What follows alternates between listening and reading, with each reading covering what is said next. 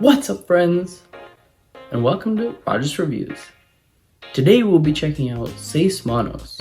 So Seis Manos is a Netflix anime that came out in 2019. It has a total of 1 season with 8 episodes, all of which range around 25 minutes in length. Seis Manos follows the story of 3 fighters, Isabella, Silencio, and Jesus, who kind of team up to go up against a cartel leader who's utilizing some supernatural powers to get what he wants. Along the way, they team up with an out-of-town DEA agent and a local cop, and that essentially makes up the Seis Manos. Now, first off, the characters in the show are very engaging, specifically the 5 I just mentioned. But beyond that, all the other characters are relatively well developed as well, including the bad guy and his backstory.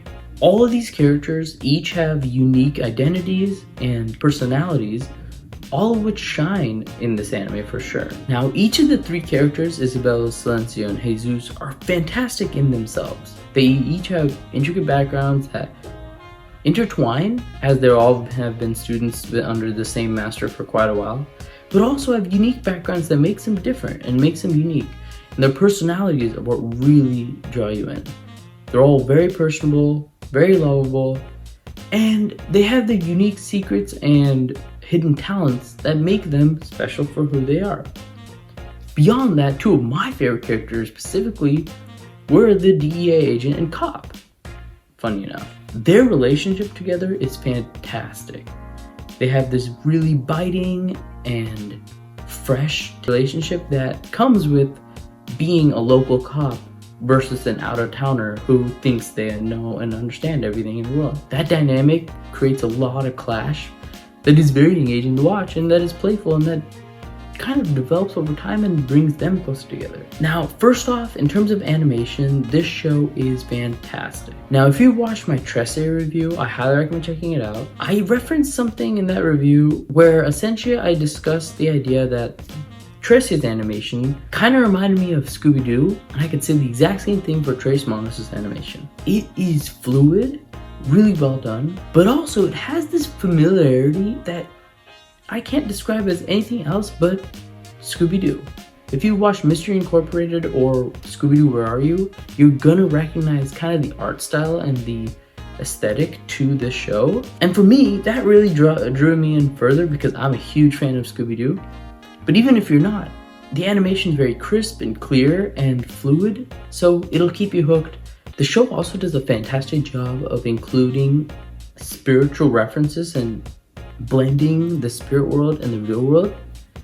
So now, don't expect the show to live too much in terms of realism. As I mentioned before, there are supernatural elements. It's not quite as outlandish as Tresse was, but the supernatural elements are still definitely there, and they help to add a fresh perspective that would have otherwise been a relatively boring mystery had there not been some extra component that helped to make the challenge a little bit more difficult for our 3 main fighters and the 2 cops. For Seis Manos specifically, I wouldn't say it's necessarily the mystery that draws you in or the situation that draws you in, but more the characters themselves. What I mean by that is the mystery isn't as evolving or as deep as you'd think it would be, and some aspects of the mystery are definitely glossed over in a unique way and are never explained ever again, which for me kind of drew me out of the situation every once in a while, just because I would have loved to know the lore behind and the reasoning behind what specific events occur and why. But a lot of times the show instead decides to take another route and just put a new scenario or throw a new twist that helps complicate the mystery and complicate the situation for sure, but leaves some plot holes and leaves some things just unexplained. So if you want a show that really hones everything in and clarifies everything and that kind of grounds itself in realism, but also, has a supernatural element, I wouldn't necessarily recommend the show because there are a lot of things that occur that just aren't explained. Now, this show is very much an action show. There's a huge emphasis on martial arts and fighting and combat.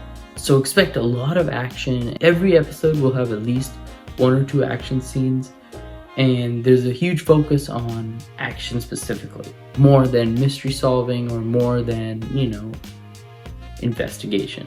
So all in all, I would recommend Seis Manos for any Netflix anime fans who love the animation style of Trece and Scooby-Doo, any fans who love animes that are packed with action specifically, that don't necessarily have the most congruent and well-developed plot, but instead focus more on setting up awesome action sequences, fantastic characters, and a beautiful setting.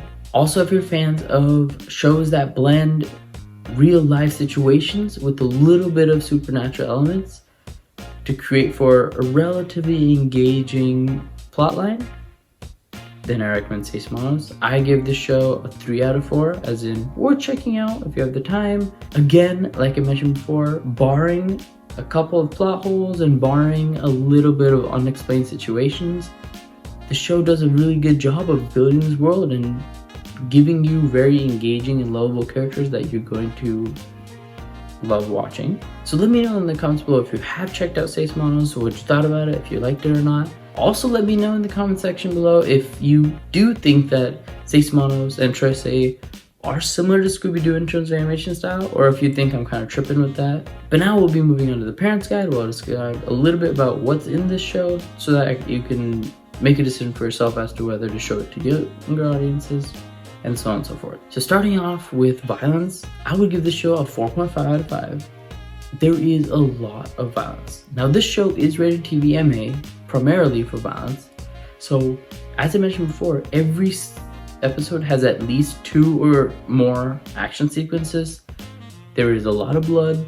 There is some gore relatively frequently, especially in the first half. There was a little bit more gore than in the second half, but either way, there is gun violence, gun action. It is all animated, but it's still very violent, and the gore can be a little bit scarring for younger audiences. Now, a lot of it is martial arts violence, which is very engaging and fun to watch, and due to the fluidity of the animation, it can be highly engaging. But with that focus on martial arts and the fighting, there is a lot of violence. In terms of sexual content, I'll give this show a 3 out of 5. There's not too much, there's no sexual content actually seen. However, there is one scene where a man gets out of bed and you see rare male nudity relatively briefly. There are also some scenes with not female nudity, but relatively scantily clad women and women in situations that are slightly revealing, such as a bathtub or breastfeeding. Now, none of these, again, contain actual nudity, but they can be a little bit graphic for younger audiences. There are no real sexual jokes or sexual content referenced or talked about. In the very beginning of the show, there is one joke I can think of that is sexually charged, but it's very brief and it's more used as an insult than an actual sexual joke. In terms of language, I give this show a 3 out of 5. The F word is used very sparingly, almost none.